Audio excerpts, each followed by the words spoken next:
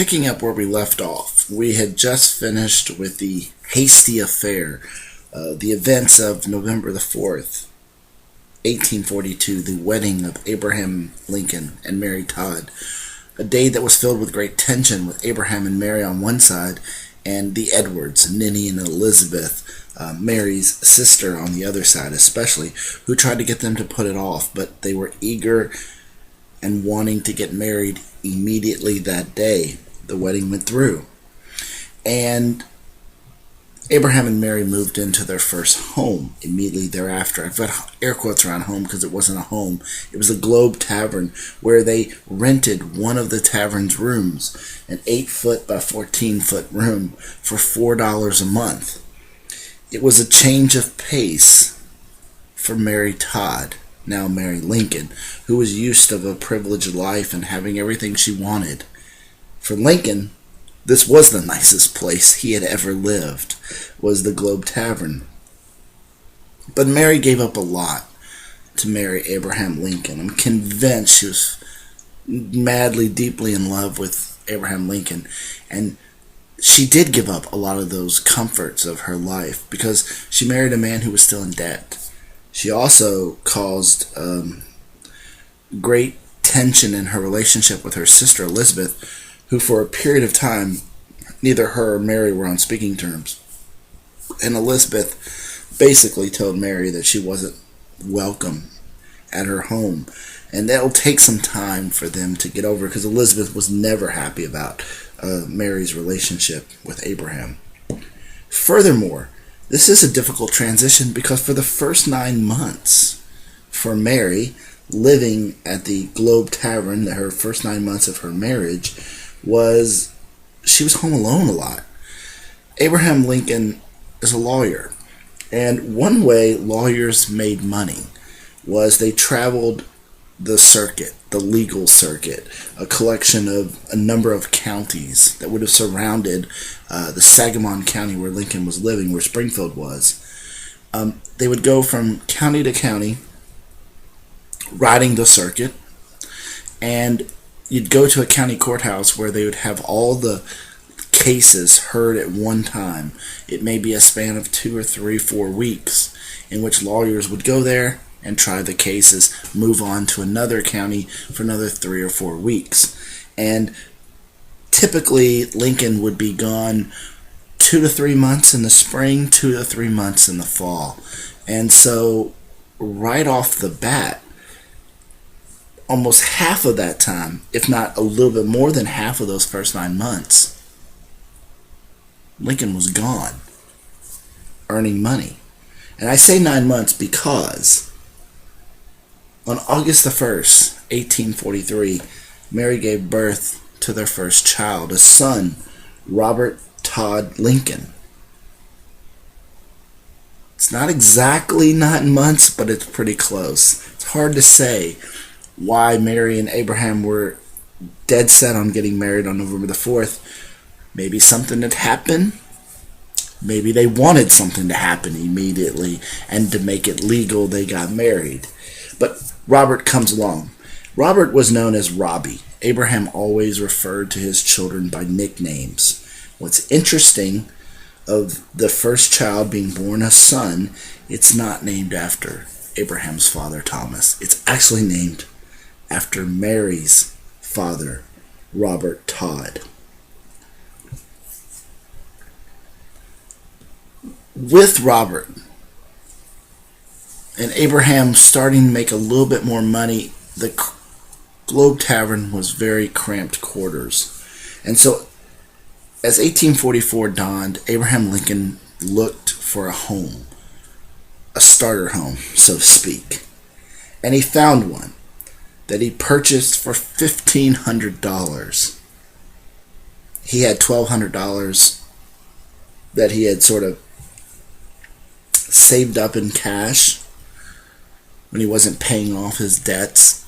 And by 1844, he's coming out of his debt. He had $1,200 in cash, and he had won some land in a legal case that was worth $300. So he put that together, the $1,200 cash, the $300 in land, and you get the value of this home for $1,500. Him and Mary would stay in this home until the day they left Springfield on their way to Washington, D.C. for him to take the oath of office to become the 16th President of the United States in early 1861. The home looks like this today after some additions in 1856 in which he was able to add on a second story and take the house out in the back to give Mary a more proper home, a home fitting of a man by 1856 who was among one of the wealthiest people living in Springfield, a major member by 1856 of a brand new political party, the Republican Party, and a man on his way, as he saw it, for higher office. In 1846, there was a second addition to the Lincoln household. On March the 10th, 1846, Edward Baker Lincoln was born, or as Lincoln would refer to him as Eddie. Second son, still not born, not named after Lincoln's father, Thomas. The name Edward Baker Lincoln comes from a lawyer friend of Lincoln's, Edward Baker, also a politician. Now, after 3 years of working with Stephen Logan, his second senior partner, John Todd Stewart being the first, Stephen Logan, who had been vital in Lincoln's career in mentoring him in law, mentoring him in the professionalization of law, basically elevating Lincoln's game, preparing him to become his own senior partner. After 3 years and over 850 legal cases, they parted their ways, and that was only because Stephen Logan had a son who had come of age, who had passed the bar exam, and Stephen Logan wanted to take his son on because he wanted to train his son to turn over the business to his son. And Lincoln knew that, and it's okay. Lincoln was ready to make the move. So in 1844, and we're going back and forth with time, I understand. In 1844, Lincoln picked up a new law partner, William Herndon, who he referred to, always by nicknames with people, Billy. William Herndon was 10 years younger than Lincoln. He had got to know him because Herndon had clerked at the Joshua Speed General Store. In fact, for a brief period of time, Herndon had actually bunked upstairs with Lincoln and Speed. What he liked about Herndon was intellectually curious, however, very strongly opinionated, and a Democrat. And there's a lot of opposites between Lincoln and Herndon, but he liked that about him, and he was combative, and they would go at it. And for Lincoln, it was good to have someone who thought differently than him, and it helped him prepare legal cases. What's interesting about Herndon is this works, and Herndon and Lincoln will stay together from 1844 to 1861. And Herndon's his junior law partner, and you'd wonder, why didn't Herndon become his own senior partner? Well, because Lincoln and Herndon made an arrangement at the very beginning. Lincoln liked Herndon, and Lincoln realized that if I follow the same pattern of senior-junior relationships, and that deals with pay, 75% goes to the senior partner, 25% to the junior partner, Lincoln realized he'd be training a new junior partner maybe every 2, 3, 4 years. He made a deal with Herndon. He said, we're going to be equal partners, 50-50. We're going to split all fees 50-50. And this was to keep Herndon with him. And it worked. Herndon liked Lincoln. They got along, even though they could be combative at times. Herndon liked Lincoln, and therefore they stuck together. One side note with Herndon is, because he was strongly opinionated and a Democrat, he didn't get along with Mary. Mary could also be headstrong, strongly opinionated, but she was a fiercely loyal Whig. and therefore she didn't care much for Herndon. They didn't get along. And one of the first people to write a biography about Lincoln is going to be William Herndon. He had instant access to Lincoln for such a long period of time. He naturally wrote the first history of Lincoln. And as such, not getting along with Mary, it had the negative effect for Mary in history. He wrote a not so pleasant portrait of Mary. While he lauded Abraham Lincoln and held Lincoln up high, he really crushed Mary Todd Lincoln, and it emphasized her rages, her, for lack of better words, their sort of psychotic reactions and disorders, and painted her in a very negative light. And Mary has since suffered, because not only Herndon, but there'll be another book written by Lincoln by his secretaries in the White House who will also not get along with Mary and have a negative effect. Mary's had, for history, a very negative portrait, and only in the recent decade has women historians started writing about Mary Todd Lincoln and have painted her in a much more positive light, which is greatly rehabilitating Mary's image. But in popular opinion, Mary still has such a negative, people have a negative response to her because sort of these early stories painted her in a very negative light. Now, interestingly, Lincoln, whose political career in the Illinois State House came to an end because he was held accountable, especially for when the Depression hit the country and swept eventually to Illinois, he was held responsible for passing the $10 million internal improvement bill. So his career in the Illinois State House had stalled out when he was unable to, he knew he wasn't going to win in 1842. But still, when one door closed, another opened, because in 1843, unexpectedly, John Todd Stewart, who had gone on to serve in the United States Congress, Lincoln's friend, Lincoln's first senior partner, he suddenly resigned unexpectedly in 1843, which left a vacant seat, a Whig seat, in a strongly Whig district. A special election had to be held. Everybody knew a Whig was going to take it. Lincoln wanted it. So Lincoln stepped up. He was damaged goods holding a state office, but if a man could convince people to spend $10 million, say, on an internal improvements bill, maybe this man could go to Washington and bring federal dollars back. That's a different story.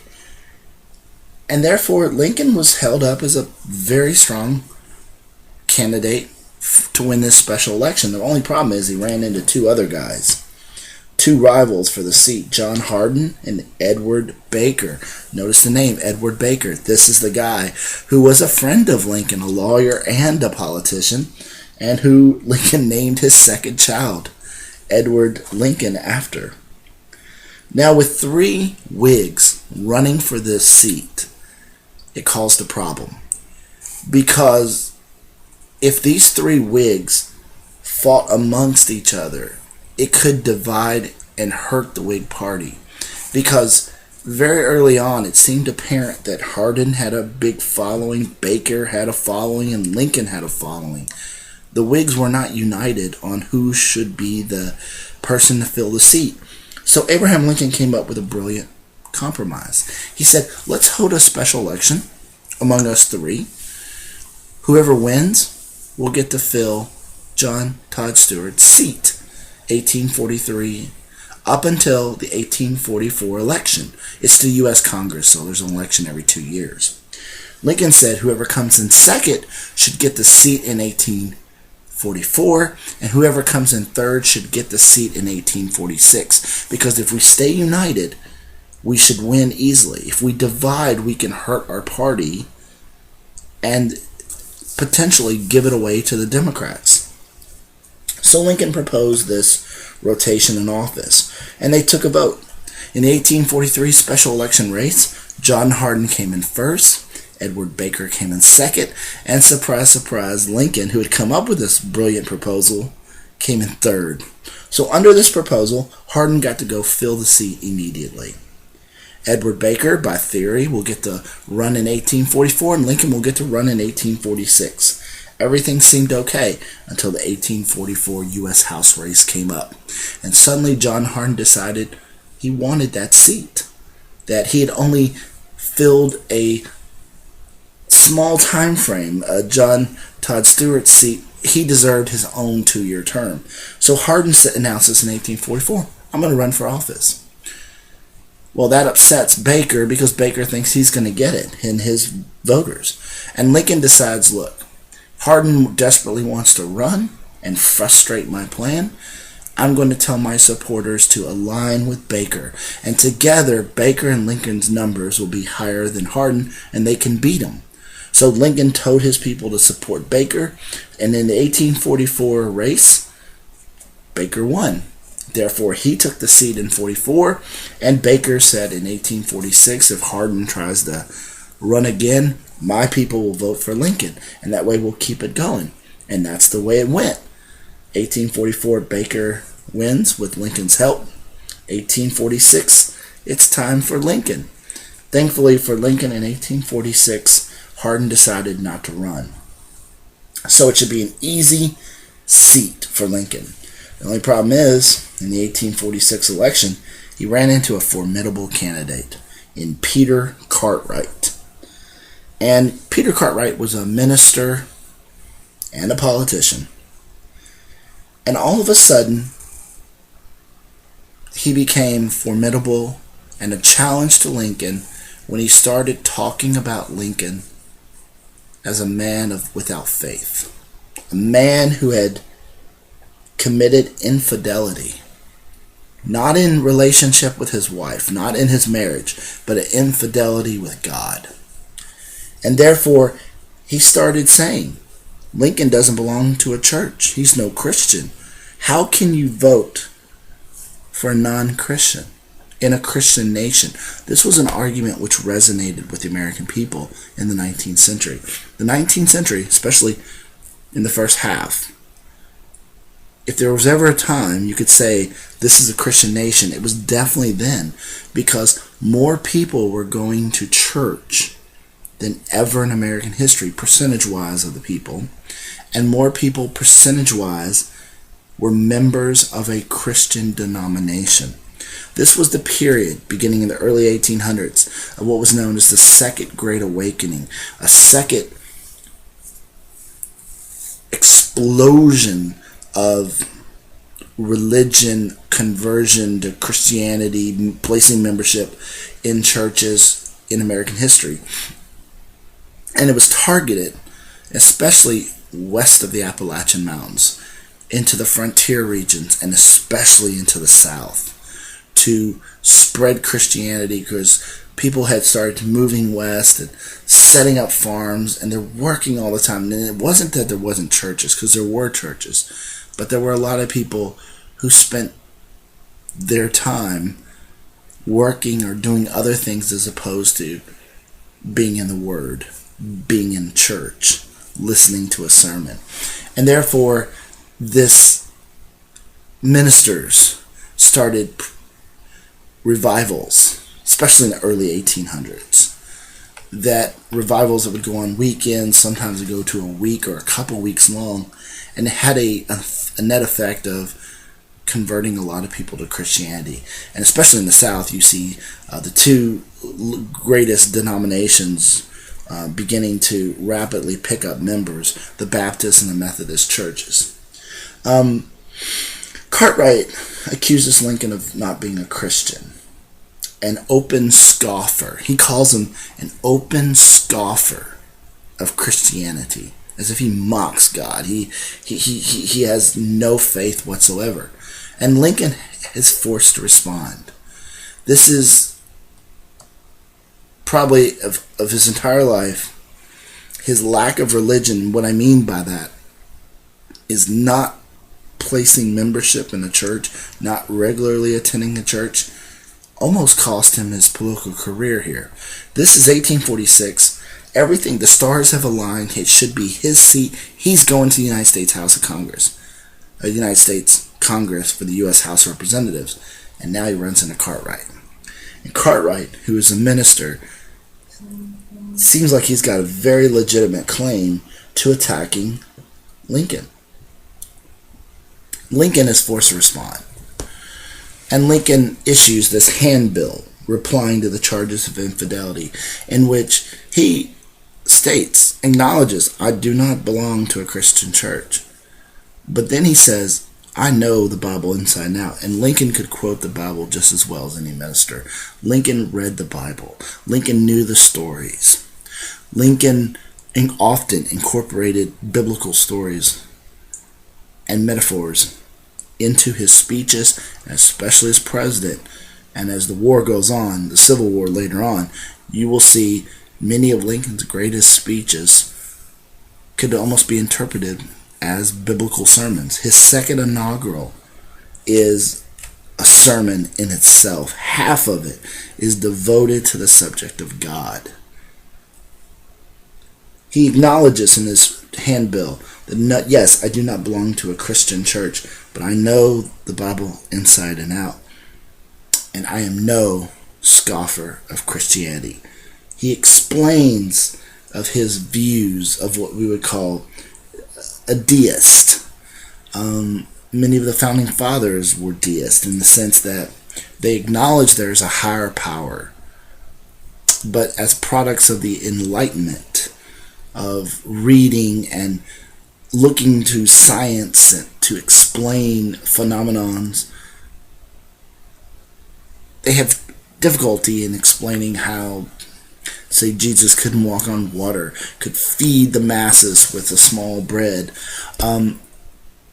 Thomas Jefferson is famous for his Jefferson's Bible, in which Jefferson basically went through the Bible, ripped out any passages that could not be sufficiently explained by science, reason, facts. It's a much thinner version, and it's still in print to this day. Lincoln stood up against Cartwright, refuted the charges that he was an open scoffer of Christianity just because he didn't belong to a church, but he knew the Bible inside out. And when the election was held, Cartwright almost beat Lincoln because of the argument, because of the fact that Lincoln didn't belong to a church, a Christian church. But Lincoln wins, thankfully, because he's in a Whig district. Lincoln wins, and he's headed off to Washington, D.C. But first, him and Mary get their first photographs taken in 1846, right after the election. Photography is still new in this country, but now Lincoln has achieved his highest crowning achievement of his life. He's going to be a United States representative in the United States Congress, and therefore they get their first photographs. Interestingly, they go to the studio together. They take set for individual photos. They never took one together. Never in their life will they ever take a photograph together. It's kind of interesting. The way Congress worked back in those days, even though Lincoln won in November 1846, he will not go to Congress until a year later in 1847. The winter of 1847-1848. An entire year will pass before he heads to D.C. And the Lincolns go. Lincoln takes Mary and his two boys, Eddie and Robbie. They'll go to Washington, and shortly thereafter, Mary decides this is a terrible place for a family, and Mary will take the two boys, and she'll go visit her father and family in Lexington, Kentucky. Lincoln arrives excited. As a freshman incoming congressman, he should probably stay low, learn how the rules go, but Lincoln wants to make a name for himself. He goes to put forth his name, and he goes after the most popular president of the time, James K. Polk, from Columbia, Tennessee, a Democrat. And Lincoln is going to challenge him as a Whig. The problem is, when Lincoln arrives in D.C., we are in the midst of a war, the United States-Mexican War. And the United States is winning this war. It's a very popular war, and the country has rallied behind the president in support of the country in this war against Mexico.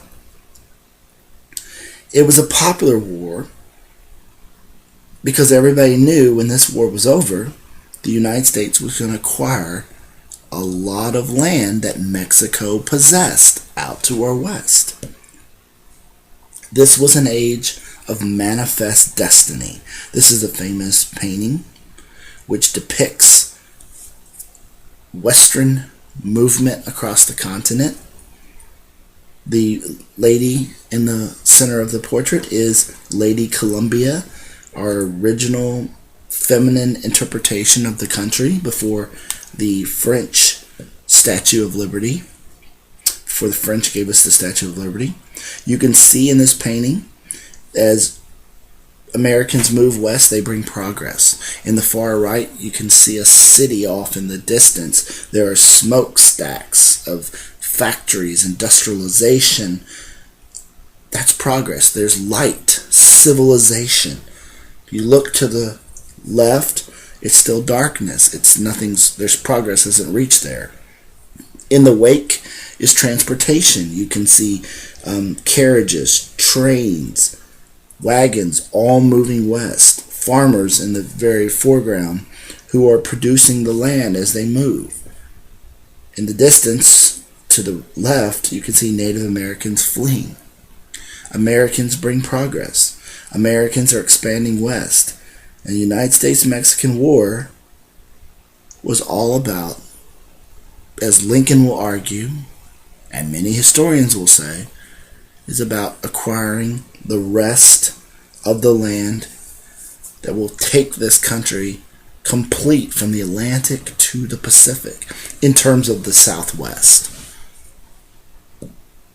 The war had begun in land that was disputed between Mexico and the United States. The Republic of Texas, shaded in orange, had been won after a bitter fight for independence, with the Texans fighting Mexico. The Texans had won their independence, and the Republic of Texas was established. But when the Republic of Texas was established, the Texans claimed much more land. You can see the orange and white shaded area. Texans claimed all of that, but Mexico never agreed to it.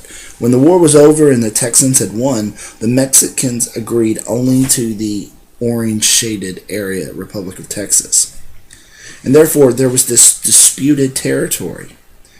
But until 1845, the Texans had stayed largely within the orange shaded area, and the Mexicans had stayed south of that disputed territory. The southern border, which is today the southern border with Mexico, bordered by the Rio Grande River, or the Rio Grande. And when Polk became president, it was part of his platform that he was going to ensure that all of that disputed area of Texas came under Texas territory. In 1845, Texas was annexed into the United States. It had started as its own independent republic. The United States incorporated or annexed Texas into the United States in 1845. Once that was achieved, Polk sent United States troops into the region, into the disputed territory, and ordered that they go straight to the river, to the Rio Grande River.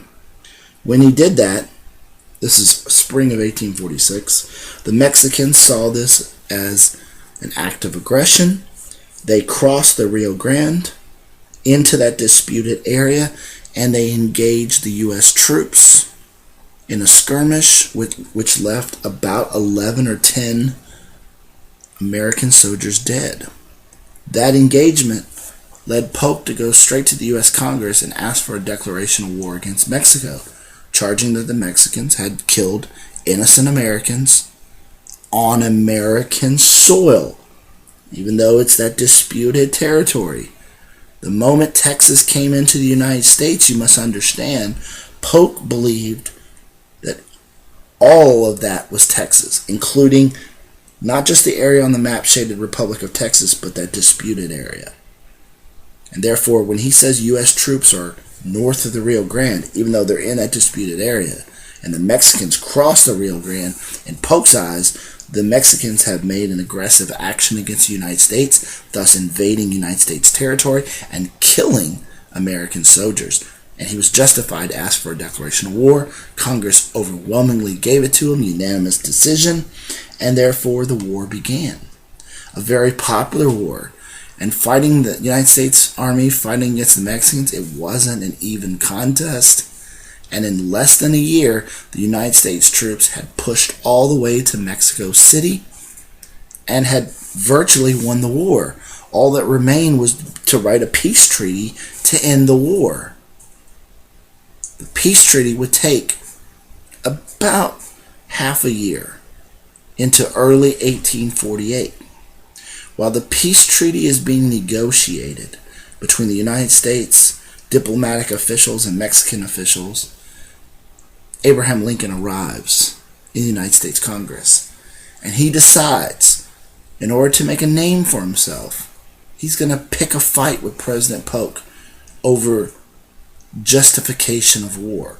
He's going to charge Polk with instigating a war to grab land from the Mexicans. And that's where we're going to pick up class on Wednesday.